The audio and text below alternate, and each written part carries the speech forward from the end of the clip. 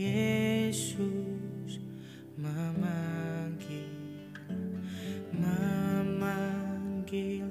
aku datang. Lihatlah dia prihatin menunggu aku dan kau. Hai, mari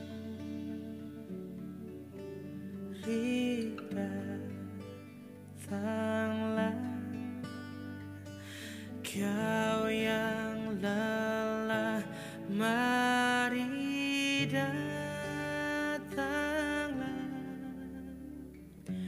Sungguh lembut Tuhan Yesus memanggil kau yang susah, marilah.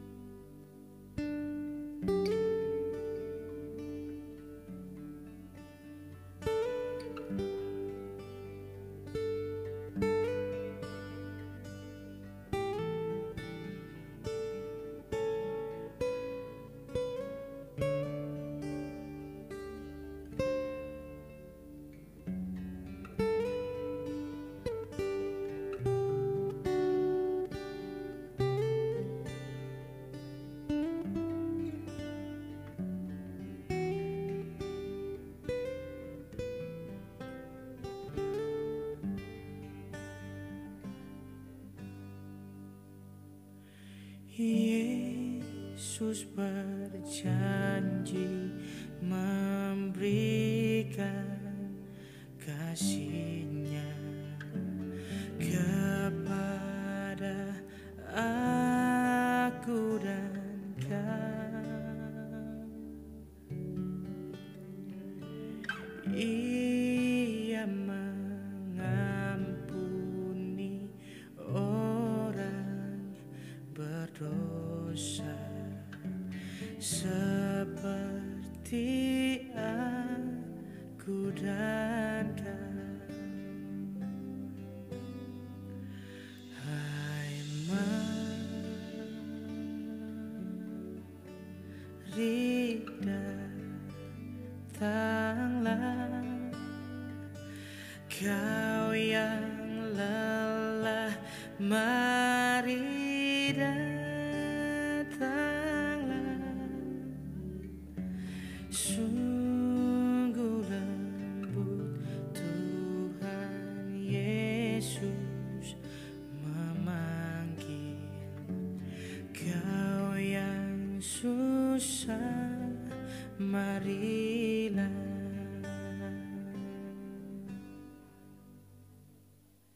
Tenanglah kini hatiku, Tuhan memimpin langkahku di tiap saat dan kerja, tetap ku rasa tangannya. Tuhanlah yang membimbingku, tanganku dipegang teguh, hati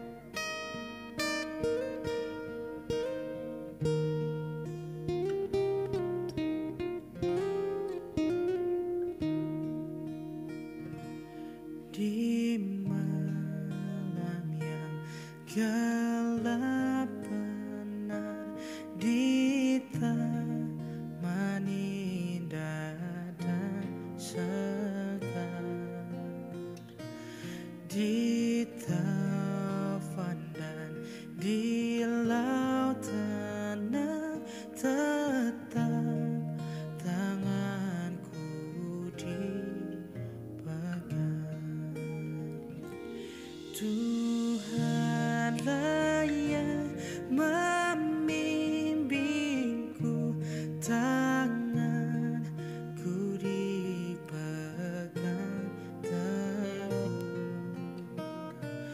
hatiku berserah penuh, tanganku dipegang teguh.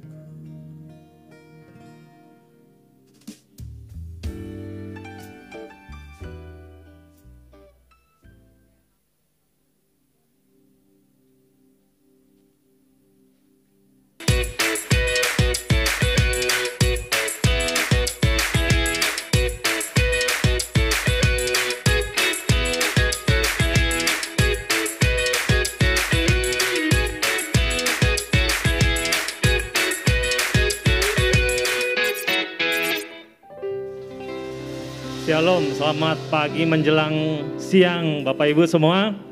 Shalom, saya undang setiap Bapak Ibu mari kita bangkit berdiri. Kita mau mulai ibadah kita di siang hari ini. Bisa beri sapa kiri kanannya, katakan sesuatu hal yang membangun ya di sebelahmu. Oke, saya percaya kalau kita ada di tempat ini, anugerah Tuhan ya. Kita bisa sampai di tempat ini, Tuhan beri kita kesempatan hari ini untuk kita beribadah kepada Dia. Bersyukur Bapak Ibu, ya. Mari kita persembahkan hati kita, tubuh kita untuk kita menyembah Tuhan di siang hari ini. Mari kita bawa hati kita kepada Dia.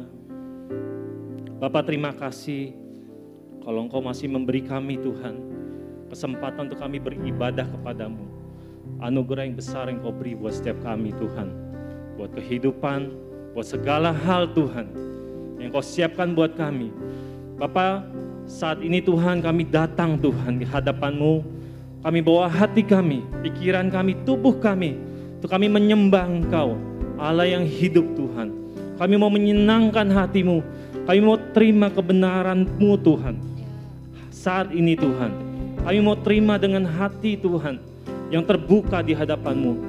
Bapak, kami berdoa Tuhan, biar Engkau berbicara di tengah-tengah kami. Kau menyentuh hati kami. Biar Roh Kudus Kau yang berbicara sendiri Tuhan, dalam kehidupan setiap kami hari ini. Bapak, saat ini kami mau mulai ibadah kami dengan ucapan syukur Tuhan. Terima kasih Tuhan, di dalam nama Tuhan Yesus. Amin. Shalom jemaat Tuhan. Ada sukacita di tempat ini, amin. Hari ini mari kita masuk ke dalam gerbangnya Tuhan dengan pujian dan syukur, amin. Mari bertepuk tangan untuk Tuhan kita.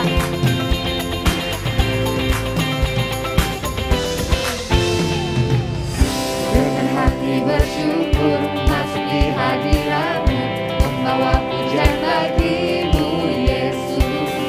Ku memandang wajah-Mu, bersuka di depan-Mu, sambil menceritakan kasih-Mu. Ku mengangkat tangan-Mu, bersorak-sorai bagi kebaikan-Mu. Engkau baik, sangat baik, kasih setiamu tak pernah berubah. Engkau baik, sangat baik, kasih setiamu tak pernah berubah. Terus kami percaya kasih setiamu Tuhan. Come on. Dengan hati bersyukur masuk di hadirat-Mu, membawa pujian bagi-Mu Yesus. Ku memandang wajah-Mu, bersuka di depan-Mu, sambil menceritakan kasih-Mu. Mari angkat tanganmu. Ku mengangkat tanganmu, bersorak-sorai bagi kebaikan-Mu. Engkau baik, sangat baik, kasih setiamu tak pernah berubah. Engkau baik, sangat baik, kasih setiamu tak pernah berubah. Engkau baik,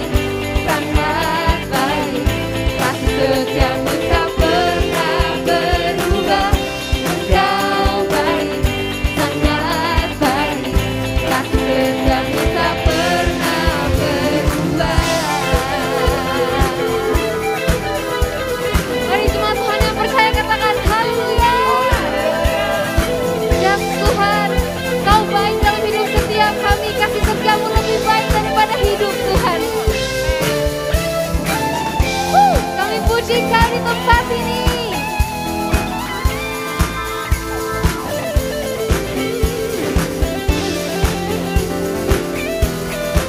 Terima kasih Tuhan, terima kasih.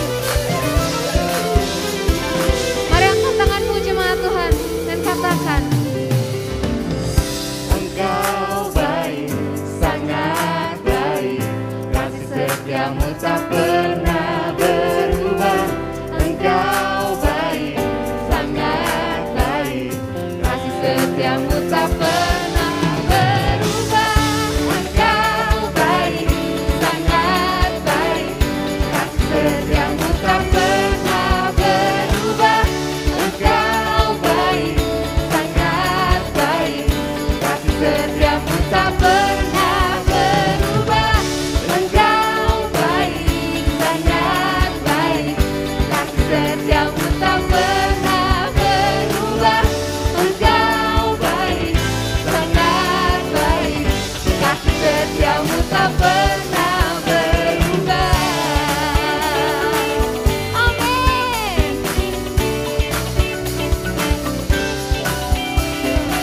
Kami percaya kasih-Mu yang luar biasa Tuhan menyentuh hidup setiap kami. Mari serukan Yesus. Woo. Hari ini kami mau bangkit, kami mau serukan nama-Mu yang penuh kuasa Tuhan. Hari ini kami tahu segala kuasa telah dipatahkan Tuhan di bawah nama Yesus. Hari ini kami mau serukan nama Yesus. Woo.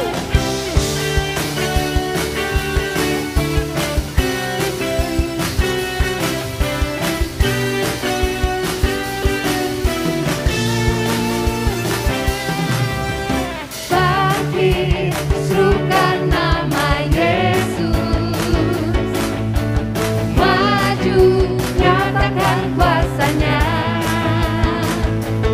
Kita buat iblis gemetar, kalahkan tipu dayanya dengan kuasa namanya.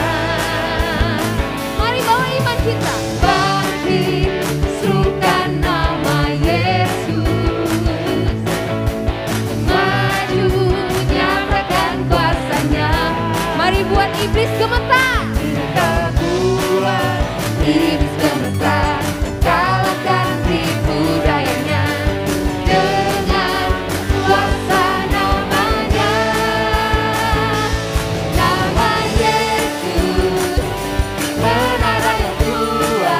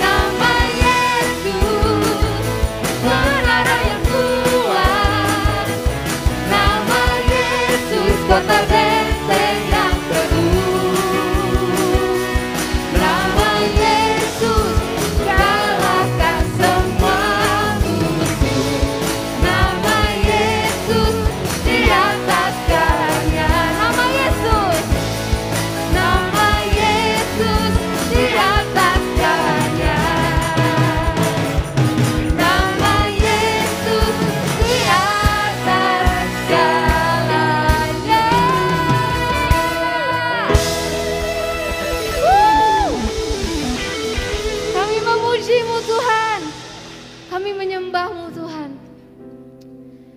Kaulah kami yang luar biasa Tuhan. Segala persoalan, segala kuasa yang kami tidak sanggup taklukkan, hari ini takluk di dalam nama Yesus. Ya, hari ini kami mau nyanyikan kasih setia-Mu Tuhan.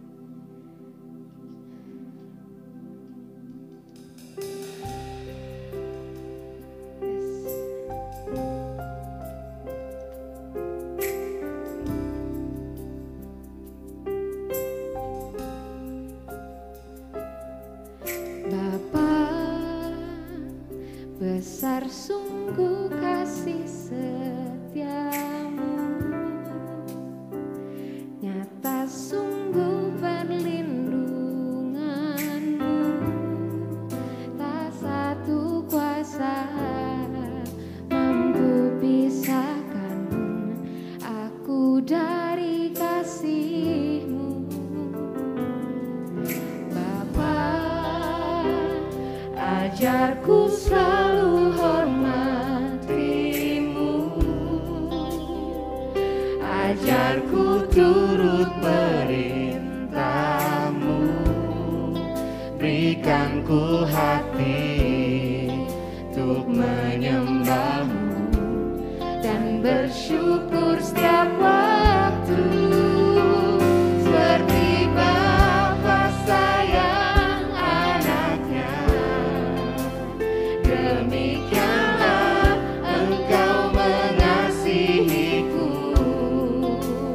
Kau jadikan biji mata-Mu, Kau berikan semua yang ada padamu, seperti Bapa sayang anaknya.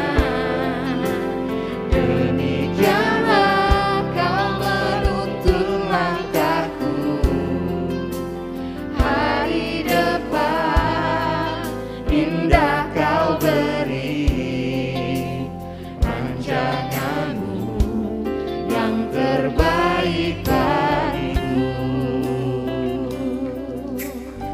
Ya, terima kasih Tuhan. Bapa, ajarku selalu hormati-Mu,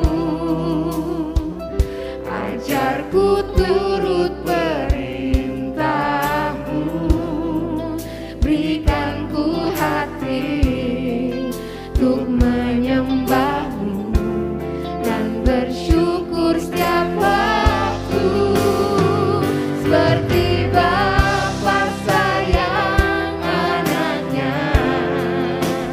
Demikianlah Engkau mengasihiku, Kau jadikan biji mata-Mu, Kau berikan semua yang ada padamu, seperti Bapa sayang anaknya.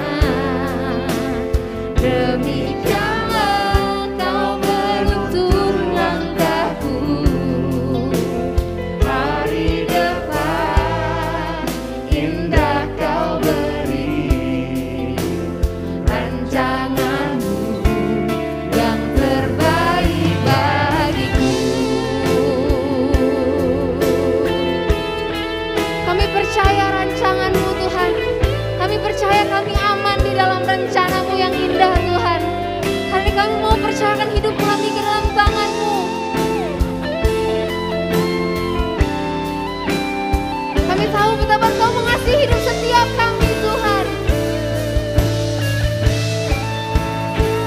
Seperti Bapa sayang anaknya,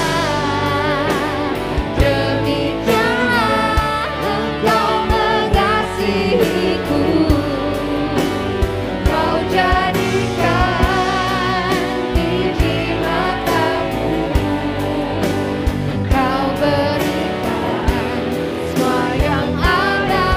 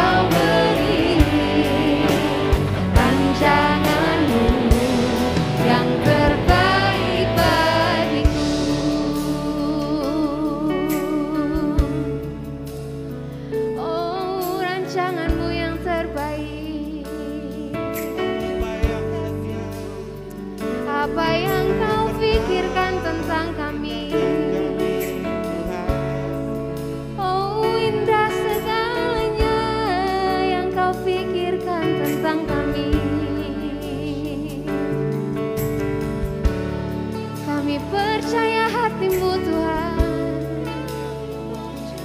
Kami percaya kasih-Mu untuk hidup kami.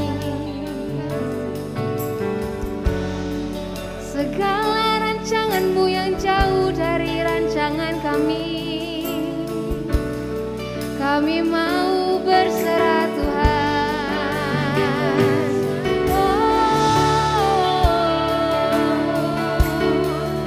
Mari jemaat Tuhan, mari angkat suaramu, mari sembah Dia, mari katakan rasa syukur-Mu kepada Allah kita yang begitu besar, kepada Allah kita yang begitu baik, kepada Allah kita yang begitu setia. Oh, kami puji Engkau Tuhan, kami bersyukur Engkau baik bagi kami.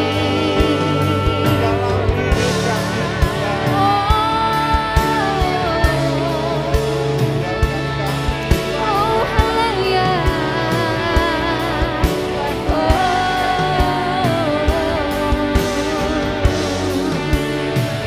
Kami memuji-Mu, kami kagum akan kasih-Mu, kami kagum akan kesetiaan-Mu.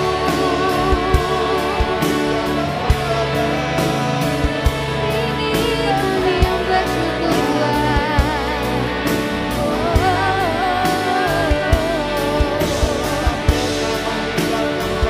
Kami nikmati kasih-Mu. Oh, kami nikmati Engkau di tempat ini.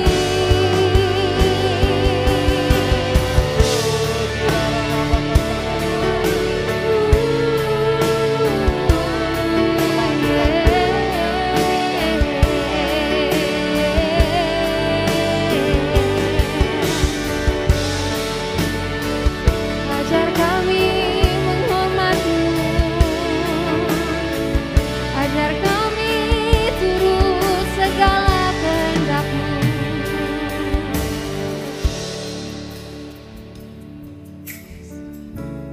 Terima kasih Tuhan, Engkau Bapa yang terbaik. Yes, Tuhan. Ya, hari ini jemaat Tuhan, apapun yang sedang kau alami, apapun yang sedang kau lihat di depan matamu, ya, hari ini mari dengar firman Tuhan yang datang untuk membawa kelegaan dan kesegaran untuk hidup setiap kita. Firman Tuhan berkata di dalam Matius 6 ayat 31. Sebab itu janganlah kamu khawatir dan berkata, apakah yang akan kami makan? Apakah yang akan kami minum? Apakah yang akan kami pakai? Semua itu dicari bangsa-bangsa yang tidak mengenal Allah. Akan tetapi Bapamu yang di sorga tahu bahwa kamu memerlukan semuanya itu. Tetapi carilah dahulu kerajaan Allah dan kebenarannya, maka semuanya itu akan ditambahkan kepadamu. Sebab itu janganlah kamu khawatir akan hari besok, karena hari besok mempunyai kesusahannya sendiri. Kesusahan sehari cukuplah untuk sehari. Hari ini seberapa banyak dari kita yang berpikir jauh tentang masa depan kita, ya, bagaimana masa tua kita, bagaimana masa depan anak-anak kita, bagaimana masa tua anak-anak kita. Ya, hari ini jemaat Tuhan kita berkata, ya, janganlah kamu khawatir akan hari esok, karena Bapamu tahu segala sesuatu yang kau perlukan. Ya, hari ini carilah hadiratnya, carilah kehendaknya, carilah hatinya. Disitulah kau akan mendapatkan kedamaian, disitulah engkau akan menemukan sukacita, karena engkau melihat ada Bapa yang begitu mengasihi setiap kita. Hari ini mari kita mau naikkan pujian ini lagi, seperti Bapa sayang anaknya. Ya, hari ini Tuhan, ini iman kami Tuhan. Hari ini kami percaya ada Bapa yang tidak pernah menelantarkan setiap kami, yang mengetahui sedetil-detilnya hidup kami. Kau Allah yang memelihara kami Tuhan. Seperti Bapa sayang, ya,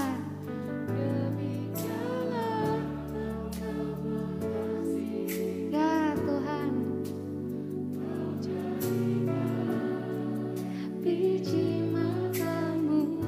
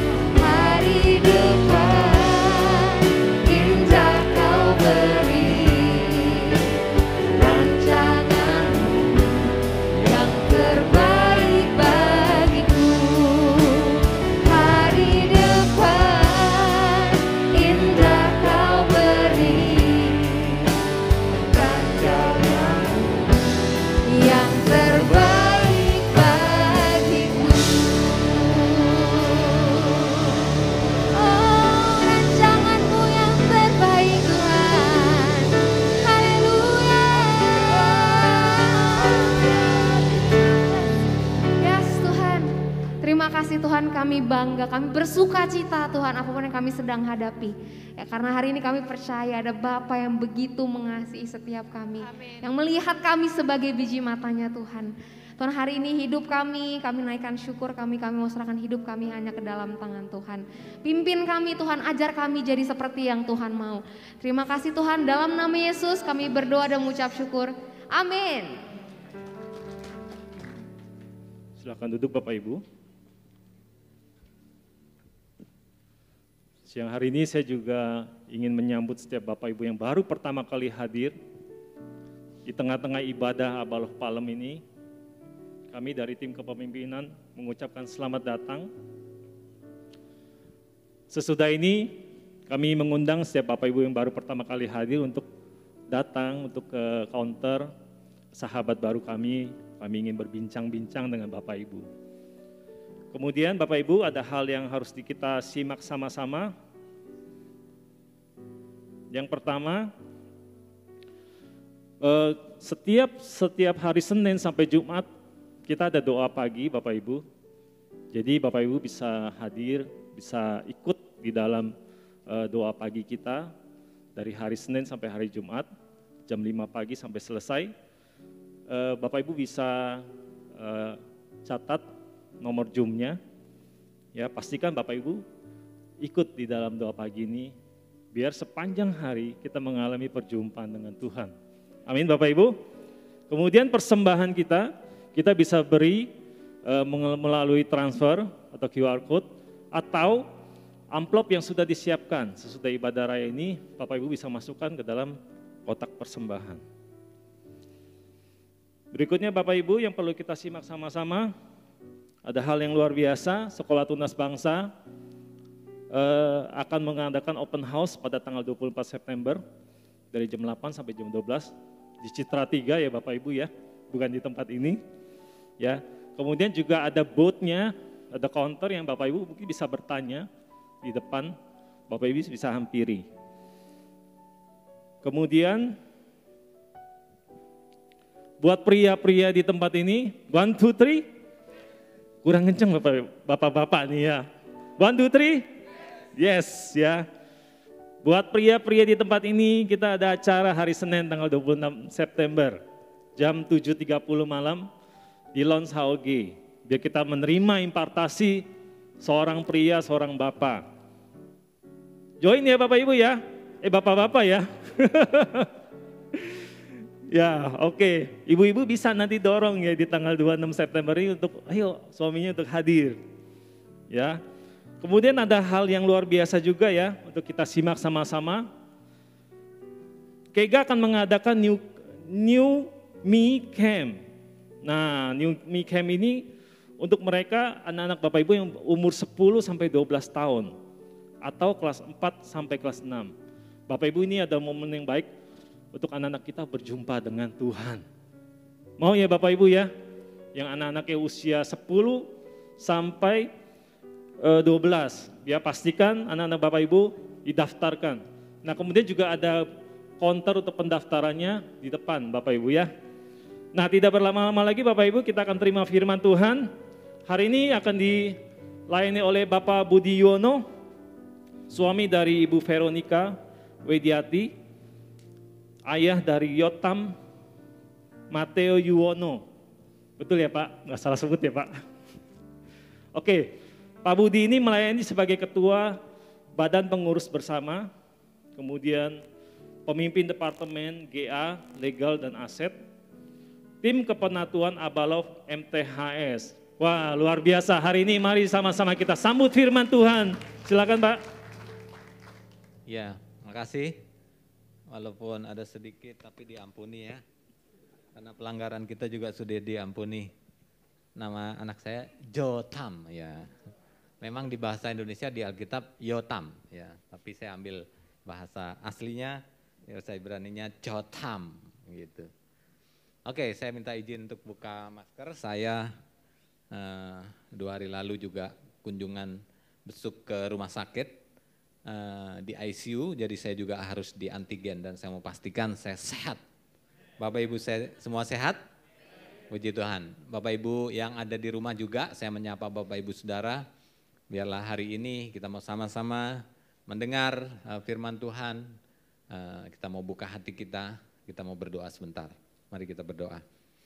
Allah Bapa yang baik, kami sungguh bersyukur untuk waktu yang Tuhan izinkan kami boleh ada bersama-sama kembali membaca, merenungkan setiap kebenaran firman-Mu, terangi hati kami mau siapkan hati dan pikiran kami menjadi tanah yang gembur, untuk setiap benih firman-Mu tertanam di hati kami, bukan hanya kami menjadi pendengar, tapi bahkan kami juga menjadi pelaku akan firman-Mu. Terima kasih Tuhan, biarlah ucapan syukur kami, penyembahan kami mau semua berikan hanya kepada Engkau Allah kami, penguasa hidup kami. Di dalam nama Yesus kita yang berdoa berkata, amin. Ya baik, sebelum saya mulai, saya ingin Bapak Ibu Saudara fokus ya, kenakan seat belt. Ya. Boleh buka HP hanya untuk firman, jangan buka WA, Instagram, uploadnya nanti aja. Ya, kasih tahu kanan kiri, kita fokus untuk dengar firman. Ya. Karena banyak orang bilang, wah kalau Kak Budi yang ngajar berat katanya. Ya, makanya harus fokus ya, katakan kanan kiri, fokus. Ya, saya diberi tema tentang otoritas moral. Ya, saya beri judul turutilah teladanku. Ya, subtema mungkin saya bilang krisis moral di akhir zaman. Nah, saya ingin sebelum masuk kepada hal pokok yang saya ingin sampaikan buat setiap Bapak Ibu Saudara, saya ingin sedikit menyampaikan. Ya, sangat jarang saya ada di tempat ini, tapi saya mau menyampaikan hal yang penting yang menurut saya dan Alkitab sudah mencatatkannya buat setiap kita akan hal penting ini. Dengan pandemi COVID yang terjadi, ya, semakin banyak orang bertanya dan membahas tentang akhir zaman. Betul?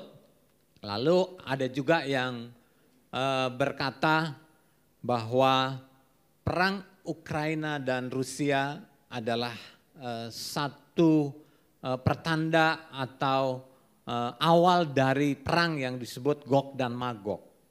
Ya, pernah dengar atau lihat video itu? Apakah benar demikian? Enggak Bapak Ibu ya, nanti kita akan lihat sedikit. Nah, penting kenapa saya mau menyampaikan hal ini ya. Tapi sebelum saya lanjutkan, saya mau buat kuis dulu. Nanti yang benar jawab akan dapat hadiah. Ya, senang? Kalau dapat hadiah semuanya senang ya, puji Tuhan. Nah, Bapak Ibu Saudara khususnya pemimpin kan sudah dengar ya tentang sosialisasi doktrin Abalov. Setelah 40 tahun lebih akhirnya Abalov harus membuat doktrin. Supaya hari-hari ke depan kita pun juga tidak menjadi orang-orang yang tersesat. Ya, disesatkan dengan berbagai banyak pengajaran. Nah, di dalam salah satu doktrin dasar Abalov itu ada yang disebut eskatologi atau akhir zaman. Nah, pertanyaannya, apa yang menjadi pemahaman dari Abalov tentang akhir zaman? Dan berapa lama aniaya besar atau pemerintahan antikristus? Boleh? Jadi jangan cuma belajar dan dilupakan. Ya, belajar dan kita mau terus untuk diajar. Ada yang berani menjawab? Saya waktu pertama datang sosialisasi itu saya lihat di deretan sana tuh ada anak-anak muda yang luar biasa loh. Saya lihat di sini dibanding ibadah pertama ada anak-anak muda juga yang luar biasa. Ada yang mau berani menjawab? Ayo, nggak salah, nggak ada hukuman juga kok. Hah? Pertanyaannya, oke. Sekali lagi, apa yang menjadi pemahaman akhir zaman dari Abalov? Artinya titik. Ya, sebenarnya hanya 2 atau 3 kata saja. Dan berapa lama masa aniayanya? Mungkin ini yang lebih mudah dijawab, yang pertanyaan keduanya. Berapa lama masa aniayanya? Ada yang berani menjawab? Oke. Iya, duluan angkat tangan, silakan Pak. 3,5 tahun aniaya pemerintahan antikristus. Lalu jawaban pertama, kalau lupa istilahnya nggak apa-apa, jawab saja pemahamannya. Pemahamannya maksudnya percaya nggak dengan 1000 tahun damai? Lalu 1000 tahun damai literal ya, ngalami 1000 tahun damai. Lalu aniayanya itu ada di mana? Maksudnya kita mengalami aniaya atau Tuhan angkat kita sebelum aniaya? Ya, silakan dilanjutkan Pak.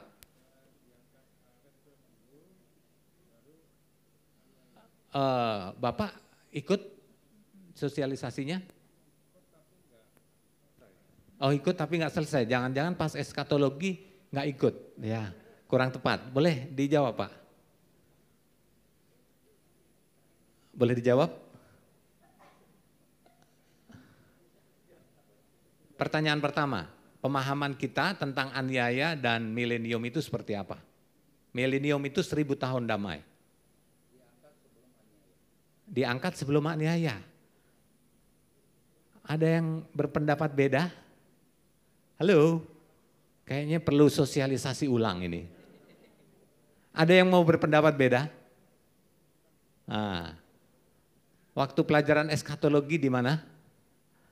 Oke, kurang ada yang mendapatkan rejeki, hadiahnya nggak dapat.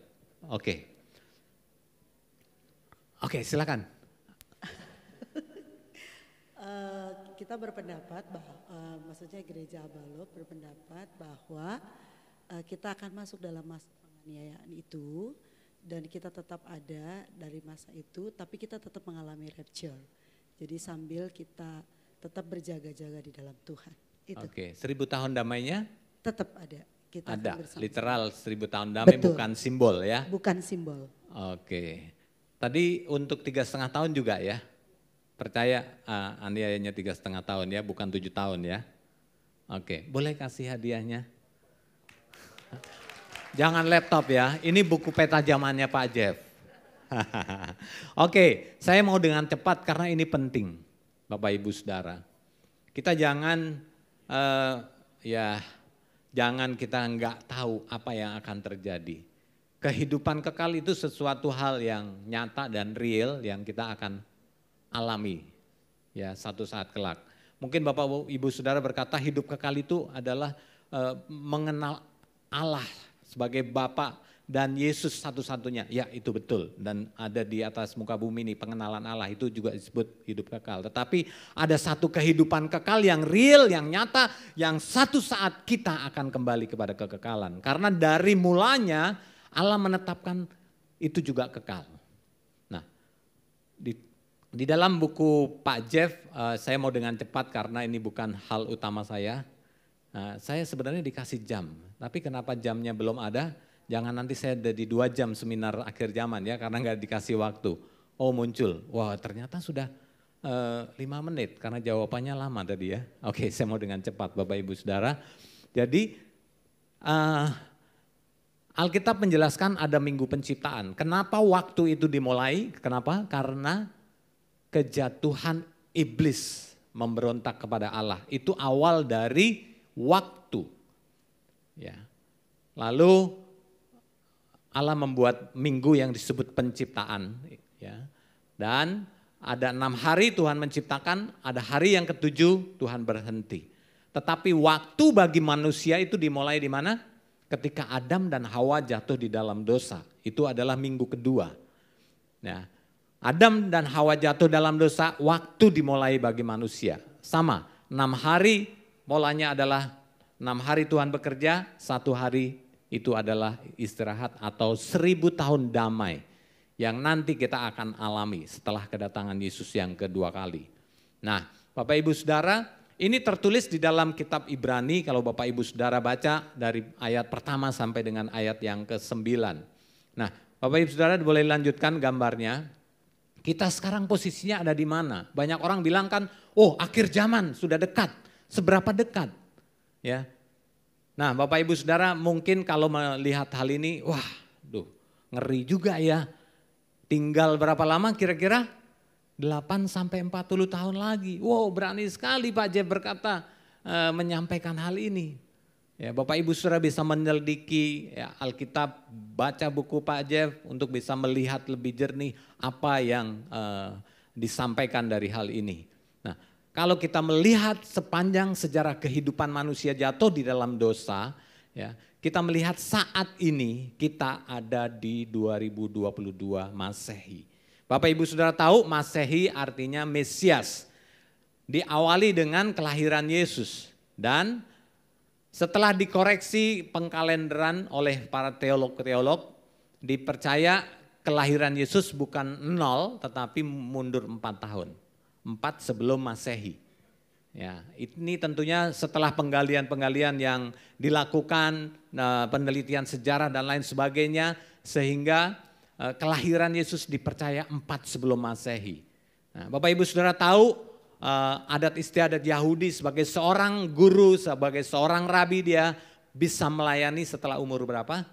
30 tahun. Jadi ketika Yesus berumur 30 tahun, itu 26 Masehi, dia melayani, berapa lama melayani? 3,5 tahun. Dan persis 30 Masehi Yesus mati di atas kayu salib. Jadi kalau kita melihat dengan terang bahwa 30 Masehi kalau pola Tuhan bekerja di dalam rencananya 2000 tahun sejak kejatuhan manusia dalam dosa itu periode Bapa. Lalu hari ketiga dan keempat periode anak, ya, dan dinyatakannya Yesus mati di atas kayu salib. Dan hari kelima dan keenam itu juga 2000 tahun membawa kita kepada kedatangan Yesus yang kedua kali. Dan kalau Tuhan konsisten dengan waktunya, membawa kita kepada 2030 dihitung dari kematian Yesus mati di atas kayu salib. Nah, tentu karena kesalahan yang bisa ditemukan dalam pengkoreksian sehingga Yesus pun dipercaya lahir 4 sebelum Masehi, tentu kemungkinan juga ada kesalahan-kesalahan dalam perhitungan sejarah. Sehingga mungkin waktu yang tersisa adalah 8 sampai dengan 40 tahun. Ya. Jadi Bapak Ibu Saudara, dasar ini dari mana? Ya, saya mau dengan cepat ini kita ambil dari Daniel 9 ayat 24 sampai 27. Satu pewahyuan nubuatan yang menyatakan tentang 70 kali 7 masa atau 70 weeks prophesy. Nah, di dalam nubuatan 70 kali 7 masa itu ditetapkan ada 6 hal yang harus terjadi. Kefasikan dilenyapkan, dosa akan diakhiri, lalu menghapuskan kesalahan, mendatangkan keadilan yang kekal, menggenapkan penglihatan dan nabi, dan mengurapi yang maha kudus. Apakah semuanya ini sudah digenapi? Belum semua digenapi Bapak Ibu Saudara. Dan ini akan digenapi dan genap nanti nubuatan ini akan selesai. Ya, lanjutkan dengan gambar berikutnya. Ya, kita tahu bahwa nubuatan ini, ya, kalau kita tempatkan dalam peta zaman, ini menjadi seperti ini. Mungkin Bapak Ibu Saudara terlalu kecil, saya memberikan PowerPoint. Kalau Bapak Ibu Saudara silahkan silahkan minta. Dan boleh masuk ke slide yang berikutnya yang lebih detail. Kapan sih nubuatan tentang 70 kali 7 masa ini dimulai? Ya, ini sejarah bangsa Israel terpecah menjadi 2 kerajaan. Ya, Israel utara dan selatan ada di dalam pembuangan di Babel. Dan sudah dinubuatkan bahwa mereka akan kembali ke Yerusalem. Membangun bait suci kembali dan membangun tembok Yerusalem. Itu dimulai oleh perintah Raja Kores. Nah, kalau kita melihat secara detail nubuatan itu dibagi atas 7 kali 7 masa yang adalah 49 tahun, 62 kali 7 masa 433 tahun, dan berikutnya masuk ke 1 kali 7 masa dibagi menjadi 2. Yang pertama adalah 3,5 tahun, yaitu pelayanan Yesus di atas muka bumi. Nah, terjadi penundaan. Kenapa? Di salib Yesus terjadi penundaan. Bangsa Israel tetap menolak Yesus dan keselamatan diizinkan terjadi kepada bangsa-bangsa lain. Dan akhir dari 3,5 tahun yang terakhir itulah masa pemerintahan antikristus sebelum Yesus datang kali yang kedua. Nah, 1000 tahun damai terjadi setelah kedatangan Yesus yang kedua kali. Itu masih di mana Bapak Ibu Saudara? Di muka bumi ini Bapak Ibu Saudara. Nah, perang Gog dan Magog itu adanya di akhir 1000 tahun damai, bukan sebelum kedatangan Yesus yang kedua kali. Makanya jangan salah dan jangan kita diombang-ambingkan, wah perang Ukraina, Rusia awal dari perang Gog dan Magog. Enggak Bapak Ibu Saudara.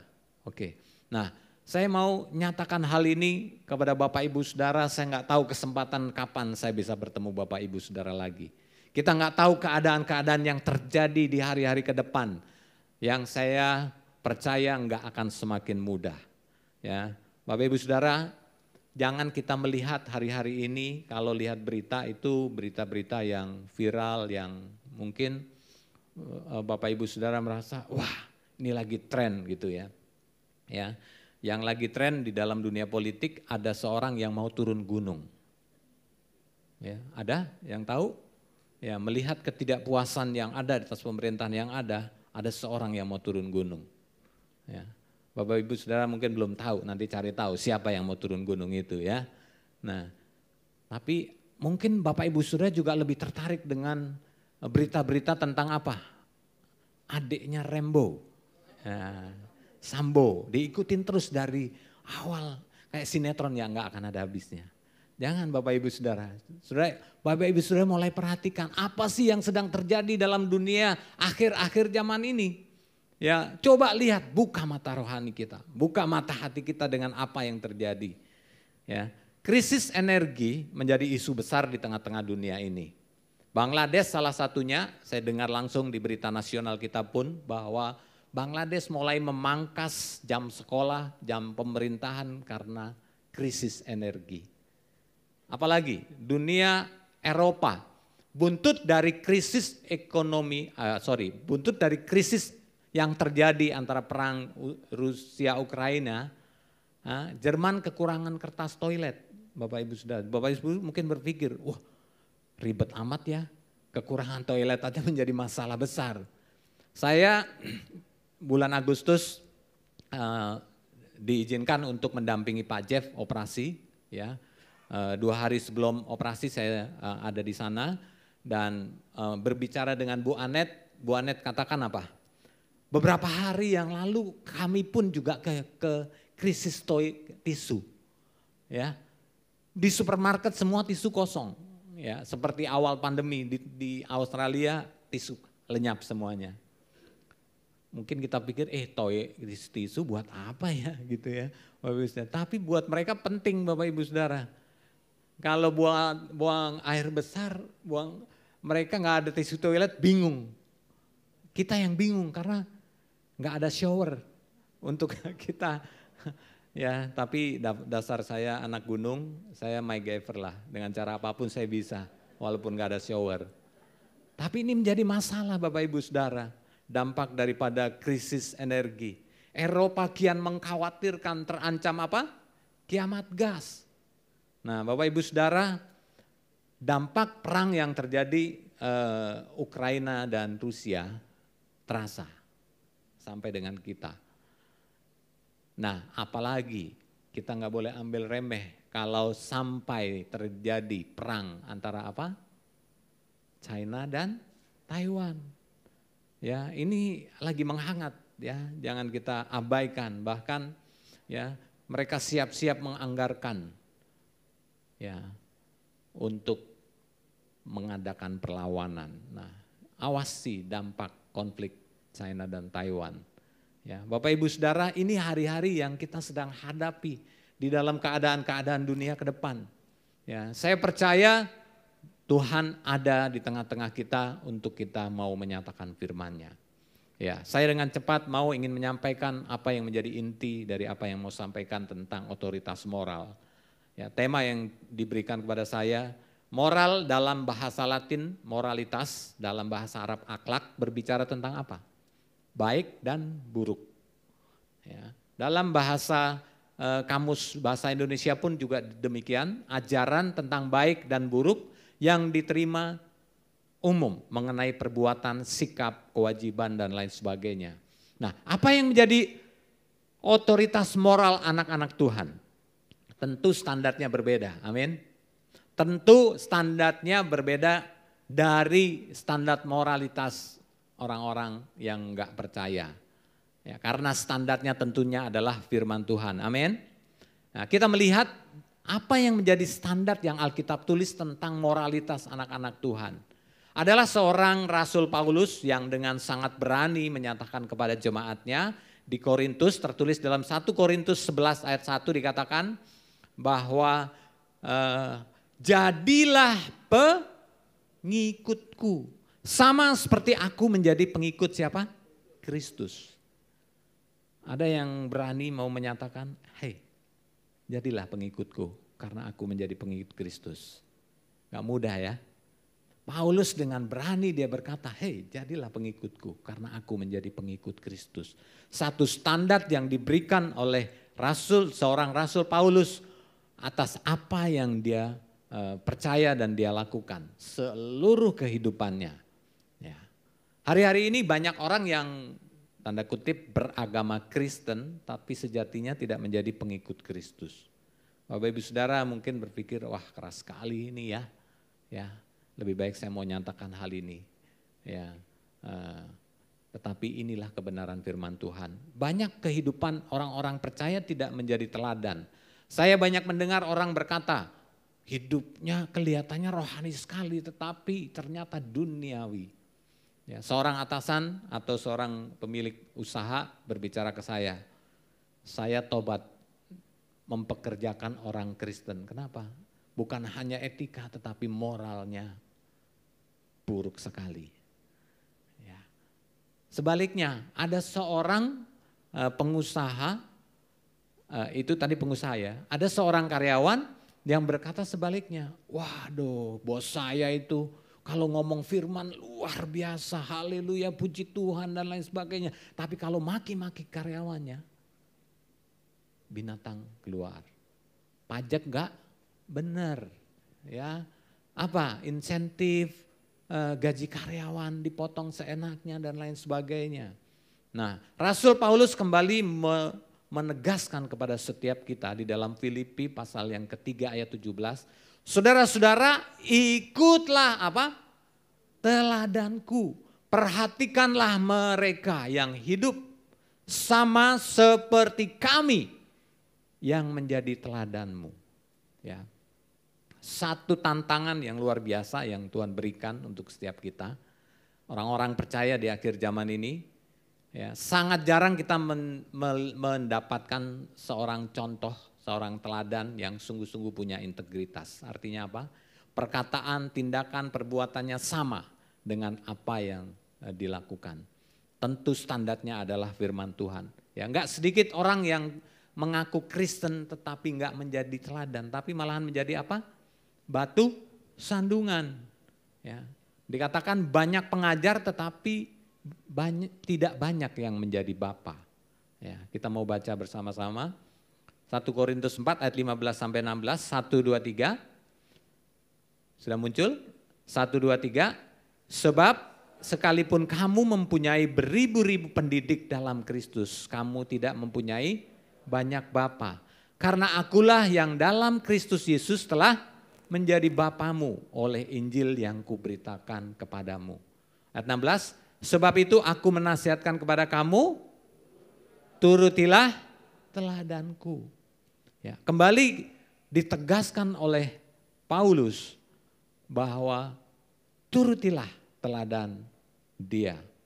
Ya.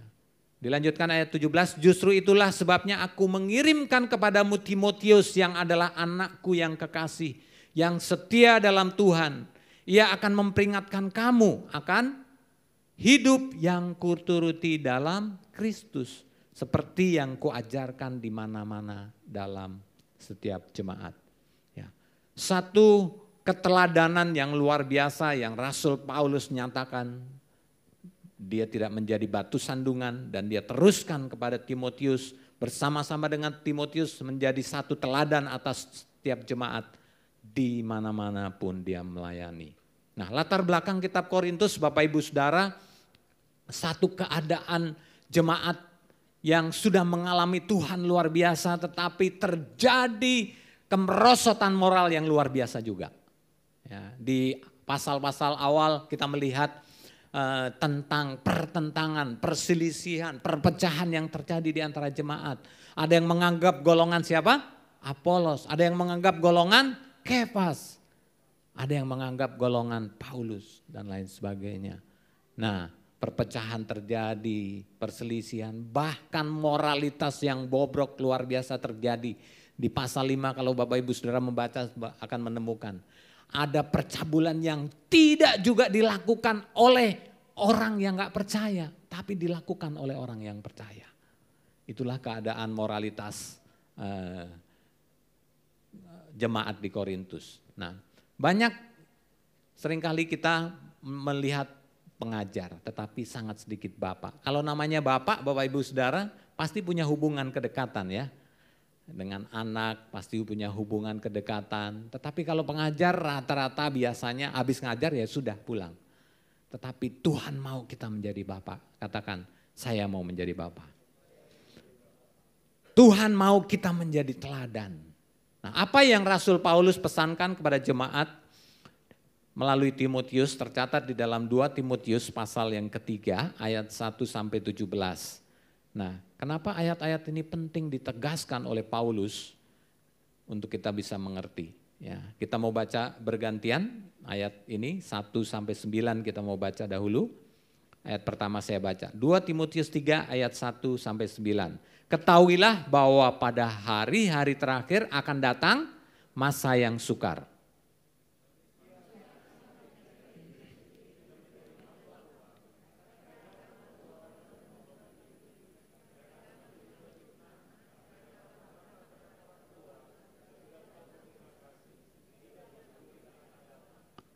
Tidak tahu mengasihi, tidak mau berdamai, suka menjelekkan orang, tidak dapat mengekang diri, garang, tidak suka yang baik.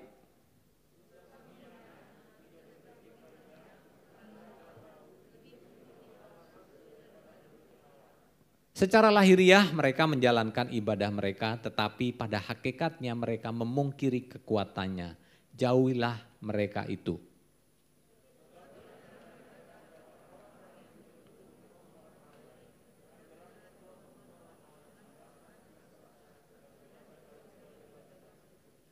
Yang walaupun selalu ingin diajar namun tidak pernah dapat mengenal kebenaran.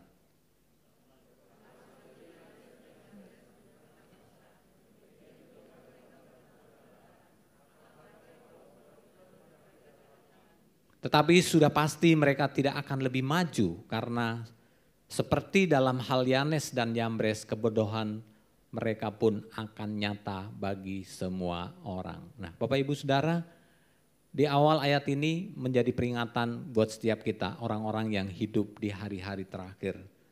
Hari-hari sebelum kedatangan Tuhan. Kalau kita baca ayat-ayat ini biarlah kita mau check up ya, morality check up. Satu persatu Bapak Ibu Saudara bisa cek, paling tidak ada 16 hal yang kita bisa baca dari ayat pertama, dari ayat kedua sampai dengan ayat yang keempat. Ya. Dikatakan akan datang masa yang sukar, manusia akan mencintai dirinya sendiri dan menjadi hamba uang. Dunia ini rusak, firman Tuhan juga katakan, ya, akar dari segala kejahatan adalah cinta akan uang. Ya, Bapak Ibu Saudara, oleh uang banyak hal terjadi kejahatan dan itu sangat-sangat ada di depan mata kita. Banyak hal yang terjadi, ya. Lalu orang membual, menyombongkan diri, tidak tahu berterima kasih. Ya. Saya mendampingi Pak Jeff pelayanan di satu di Manado, satu jemaat yang Tuhan gembalakan lebih dari 15 tahun oleh Pak Jeff. Tapi hari-hari ini sebagian dari mereka memberontak, tidak bisa menghargai Pak Jeff pun. Ya. Saya sangat sedih, tetapi ini yang sedang terjadi. Kalau secara kedagingan saya mau bilang, aduh pengen dia apa dikecek-kecek gitu ya. Bapak Ibu Saudara pernah ngalamin ya, menggembalakan ya orang-orang yang nggak tahu berterima kasih. Nah, banyak hal. Satu kali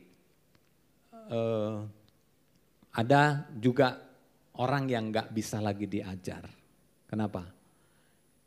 Sudah jelas-jelas dia punya pria lain berselingkuh. Tapi dia masih dengan yakin dia berkata, aku selingkuh nggak akan hilang keselamatan. Waduh, berani sekali dia bilang begitu ya. Dan pembina yang sedang mendampingi dia, ya, dia sudah bohwat sebenarnya. Kenapa?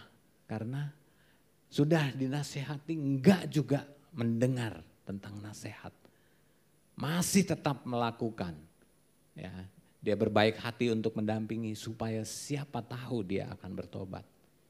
Saya dengan tegas sebenarnya bilang, udah lebih baik kamu tegas untuk menghindari dia. Karena tadi ada ayat yang bilang apa? Jauhilah mereka itu.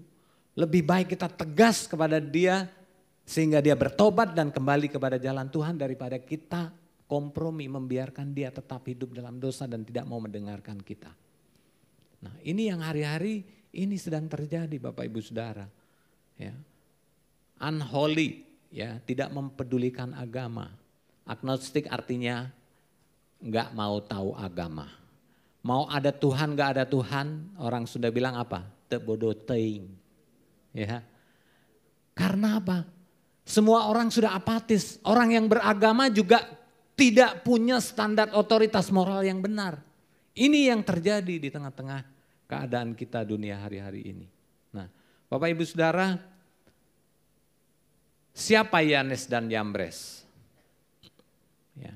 Yanes dan Yambres tertulis hanya di Perjanjian Baru, di Perjanjian Lama tidak ditemukan. Tetapi kalau kita baca itu merujuk kepada kitab Keluaran pasal 7. Ya, satu peristiwa di mana Musa dan Harun Tuhan izinkan dipanggil untuk membawa keluar bangsa Israel dari Mesir. Nah, apa yang terjadi? Diberikan otoritas dengan simbol apa? Tongkat. Ketika tongkat Harun dilemparkan, apa yang terjadi? Berubah jadi ular. Enggak mau kalah. Firaun dengan ahli-ahli nuzumnya, dengan ahli-ahli sihirnya pun juga lakukan hal yang sama. Ya, banyak sekali ahli-ahli sihir melemparkan juga tongkatnya. Apa yang terjadi? Berubah juga jadi ular. Tapi apa yang terjadi? Ular-ular mereka dimakan oleh tongkat Harun.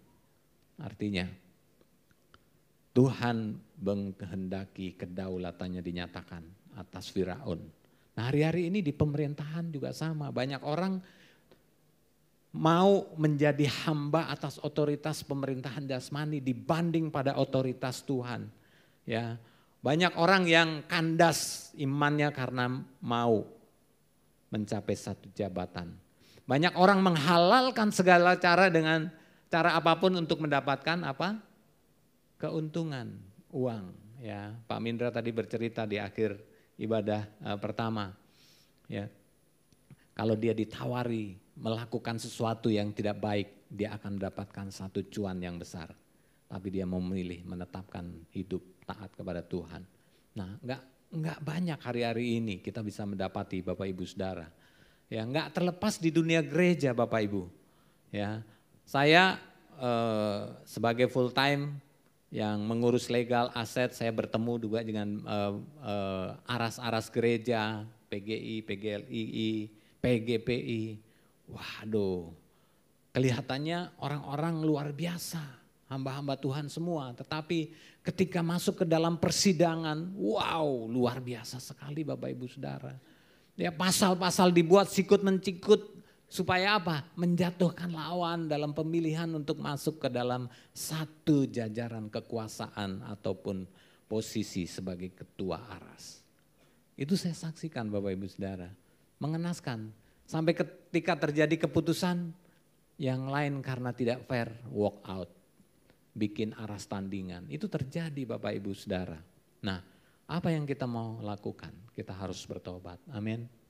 Moralitas hari-hari ini di akhir zaman sangat-sangat diperlukan kembali kepada standar firman Tuhan.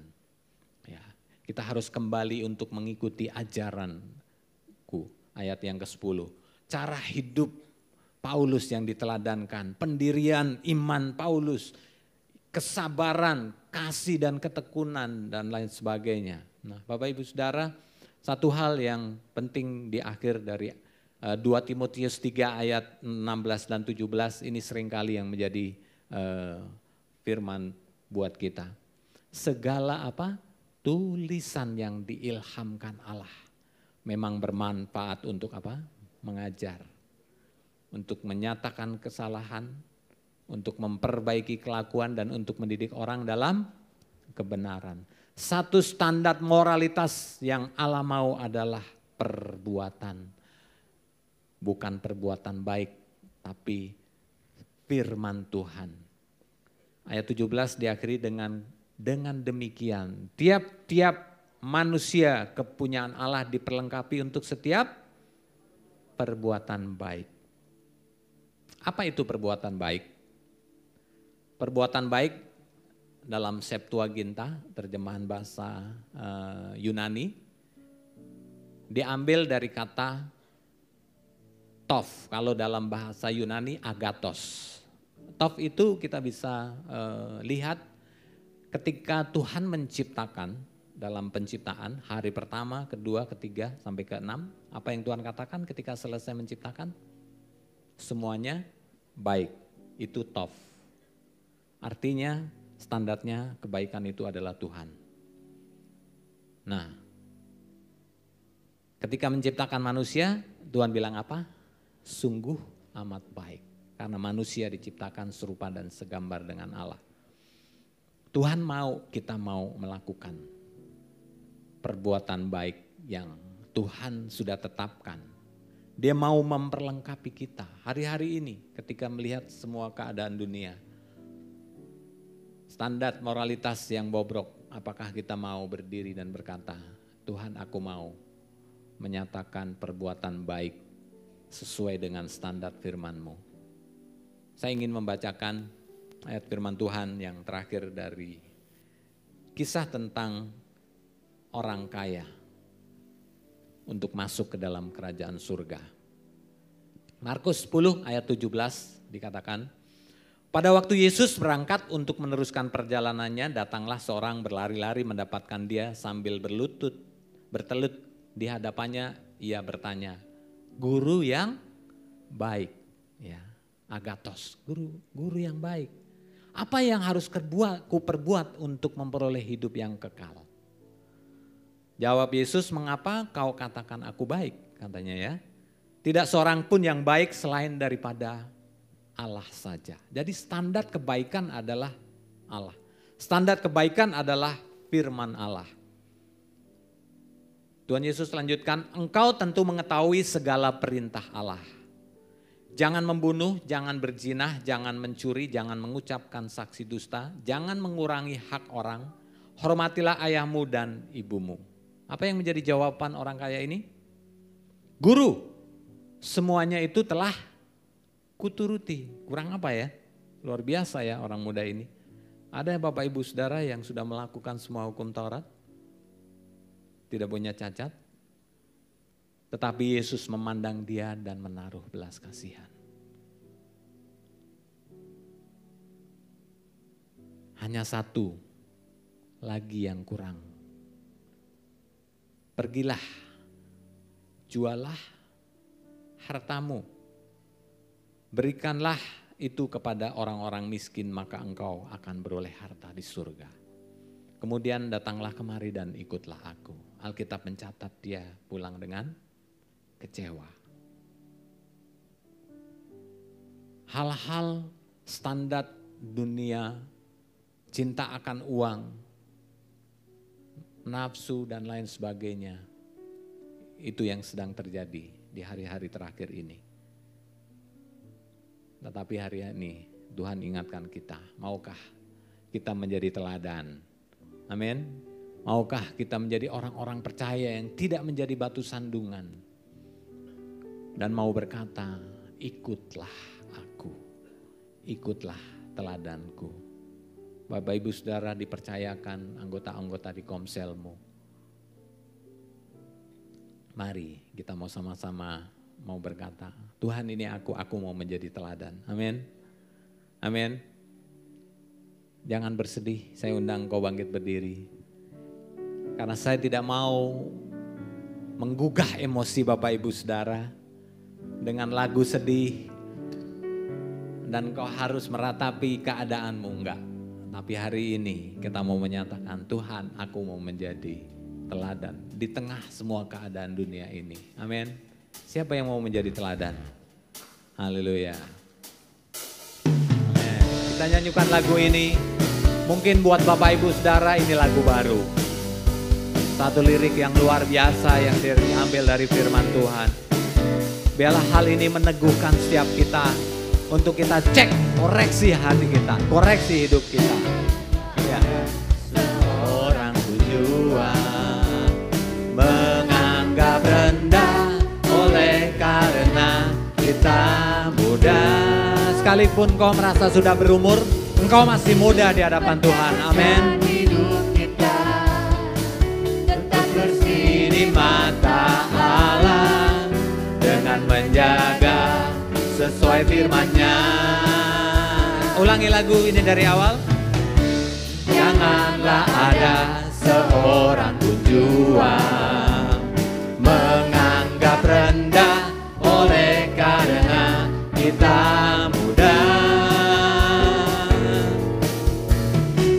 Pertahankan hidup kita tetap bersih di mata Allah dengan menjaga sesuai firman-Nya. Katakan, jadilah teladan, jadilah teladan bagi orang-orang percaya. Dalam apa?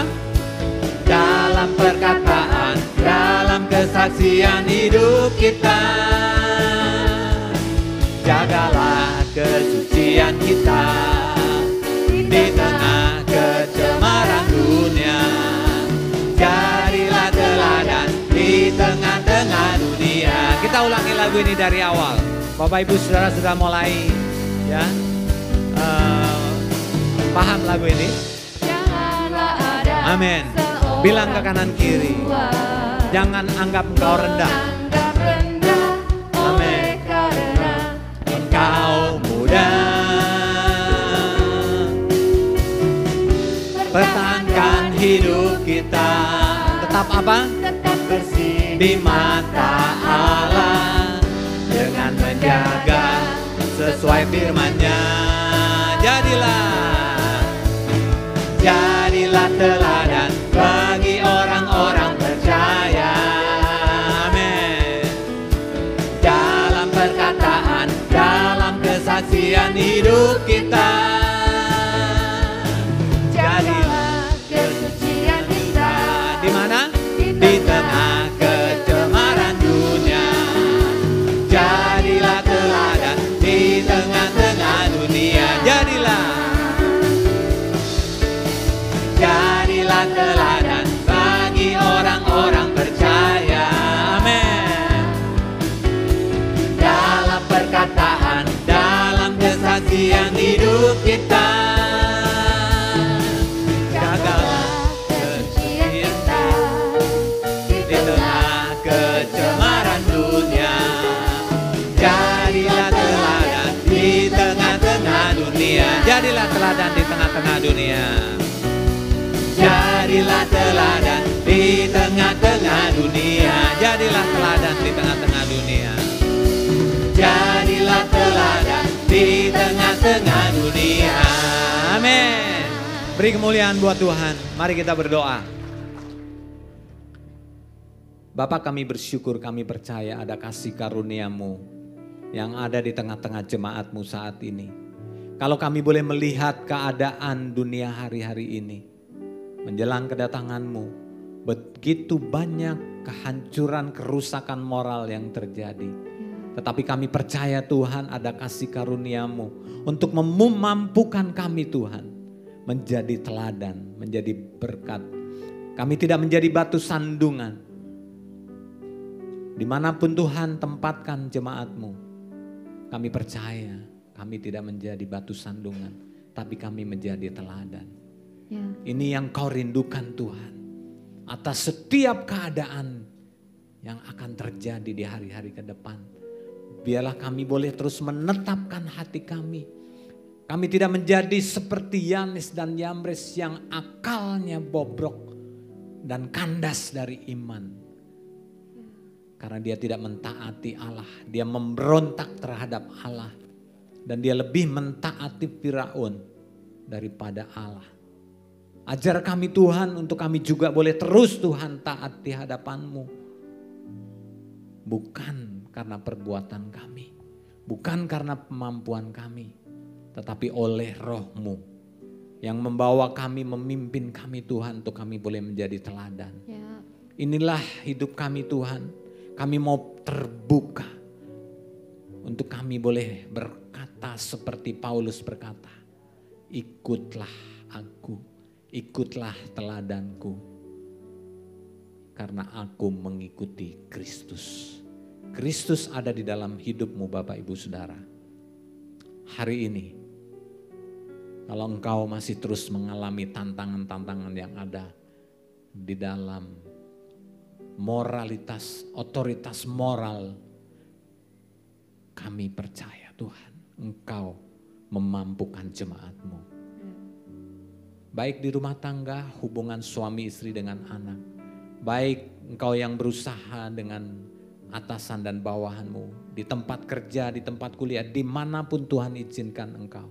Hari ini jadilah teladan, ikutilah teladan Kristus. Di dalam nama Yesus kami berdoa dan bersyukur. Amin. Ya, silakan duduk Bapak Ibu Saudara. Saya serahkan kepada pemimpin. Oke, terima kasih atas firman-Nya yang begitu luar biasa. Siapa yang diberkati? Oke, saya percaya semua diberkati ya, karena ada Tuhan di tengah-tengah kita, amin. Segala firman Tuhan yang telah disampaikan pada siang hari ini, jangan sebagai pengetahuan belaka, tapi jadikan firman itu menjadi benih yang baik dan jatuh di tanah yang baik di hati kita. Bukan hanya untuk kita dengar atau kita ketahui, tapi jadikan untuk jadi pelaku-pelaku firman. Itu menjadi suatu hal yang dahsyat untuk kita boleh menjadi anak-anak Tuhan.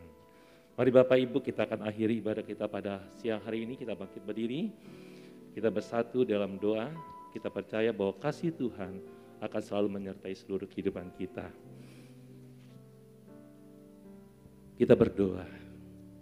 Bapa yang baik, Bapa yang kami kenal di dalam nama Engkau Yesus Kristus, kami percaya Tuhan, Engkau sudah tinggal dalam hidup kami, dan Engkau berperkara dalam setiap hidup kami, dan Engkau yang menuntun kami di dalam kebenaran dan di dalam kasih Tuhan, sehingga keteladanan itu ada dalam setiap hidup kami. Baik dalam rumah tangga kami, baik dalam pekerjaan kami, baik dalam usaha kami, bahkan di dalam komunitas kami boleh menjadi terang dan garam. Dan kami percaya Tuhan, Engkau telah mengutus kami sebagai anak-anak Allah di muka bumi ini, untuk memperbesar Tuhan, kerajaan Allah, membangun kerajaan Allah, mempersatukan sebagai tubuh Kristus untuk menjangkau orang-orang yang belum mengenal kepada Engkau dan datang dan percaya kepada Engkau sebelum Engkau datang yang kedua kali. Sehingga kami boleh melihat kuasa Tuhan, janji Tuhan, dan maksud abadi Allah itu terjadi di muka bumi ini Tuhan. Terima kasih Bapa, Kau memberkati hamba-Mu yang telah menyampaikan kebenaran firman Allah. Berkati dalam rumah tangganya, berkati dalam usaha pelayanannya Tuhan, dan berkati dalam setiap firman-firman yang disampaikan, sehingga nama Allah dipermuliakan. Bapak, Ibu, saudara-saudari yang terkasih dalam Tuhan, percaya kau bahwa berkat itu datang dari Tuhan. Angkatlah kedua tanganmu, arahkan hatimu dan terimalah berkat yang datang daripada Allah. Allah berpesan berkata, berjaga-jagalah, berdoalah. Kasih karunia dan damai sejahtera melimpah kamu oleh pengenalan akan Allah dan akan Yesus Tuhan kita.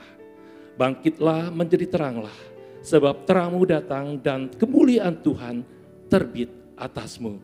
Diberkatilah rumah tanggamu, diberkatilah buah pekerjaanmu, tanganmu dan apa saja engkau kerjakan akan diperbuat Tuhan berhasil, karena engkau hidup di dalam kerajaan Allah dengan segala kebenarannya. Damai sejahtera dan sukacita Roh Kudus selalu memberkatimu. Di dalam nama Yesus, setiap kita yang menerima berkat berkata, amin. Selamat pulang, Tuhan Yesus memberkati. Terima kasih.